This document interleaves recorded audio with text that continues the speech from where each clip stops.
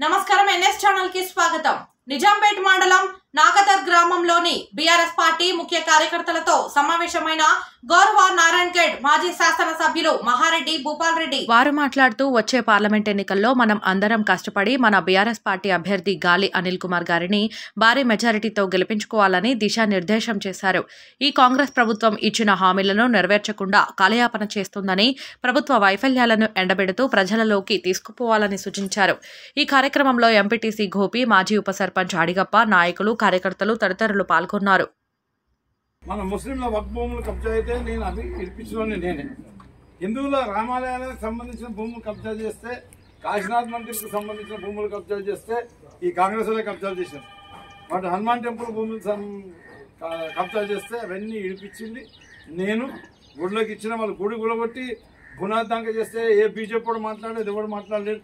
రామ మందిరానికి మళ్ళీ నేనే పైసలు ఇచ్చి మంజూరు చేయించి ఈరోజు రామ మందిరానికి మళ్ళీ కాంపౌండ్ వాళ్ళు అది ఇది కట్టించి శోభ తీసుకొచ్చి ఈరోజు ఆ మందిరంలో పూజారిని పెట్టి నడిపిస్తున్నాను నేను।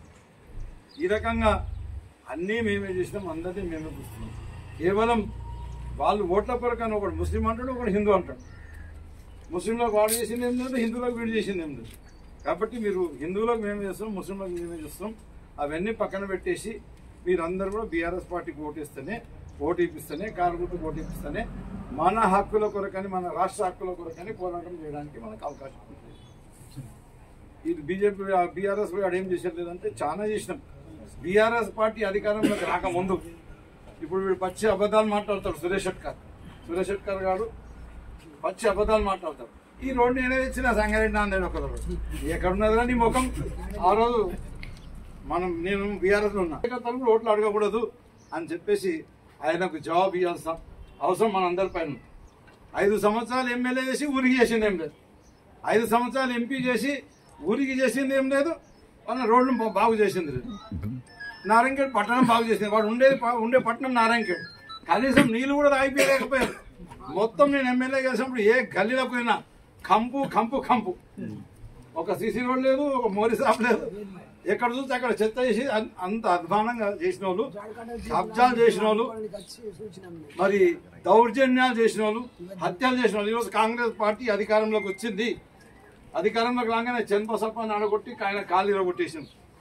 ఈరోజు నిన్న సింగార్బొగడ తాండాల పంచాయతీని పిలిపించి శ్రీనివాస్ అనే టీఆర్ఎస్ కార్యకర్త మీద ఇంద్రమ్మ ఇందని భ్రమలు పెడుతుంది।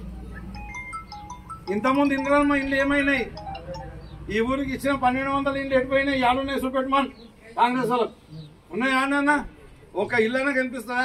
మనం కట్టించిన 100 డబుల్ బెడ్రూమ్ ఇల్లు వాళ్ళు ఉన్నాయి, అలా సంసారాలు చేస్తున్నారు। రోడ్ మీద పెట్టు, హైవే మీద పెట్టు, ప్రతి ఒక్కరికి కనిపిస్తున్నాయి, ఊరోళ్ళకి కనిపిస్తున్నాయి, గరీబ్ వాళ్ళని ఉన్నాం। ఇంకా 30 ఇండ్లు మంజూరు చేసినాం।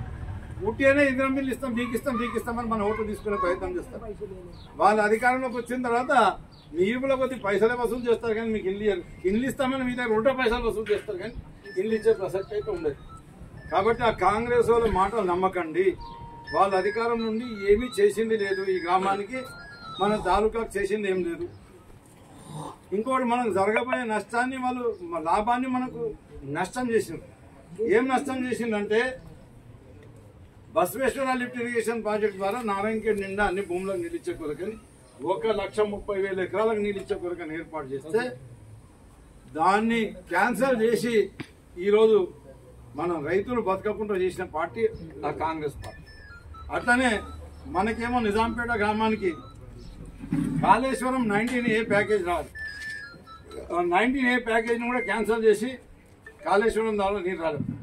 మన పార్టీ అధికారంలో ఉన్నప్పుడు నిజాం సాగర్ పక్కకు పంటలు ఎండిపోతుంటే ఒకసారి ఆ కాళేశ్వరంకి వెళ్ళి మల్లన్న సాగర్కి వెళ్ళి నీరు తీసుకొచ్చి నిజాం సాగర్ వేసి ఆడికెళ్ళి దాకా 1000 ఎకరాలు మనం ఆదుకున్న ప్రభుత్వం మనకు।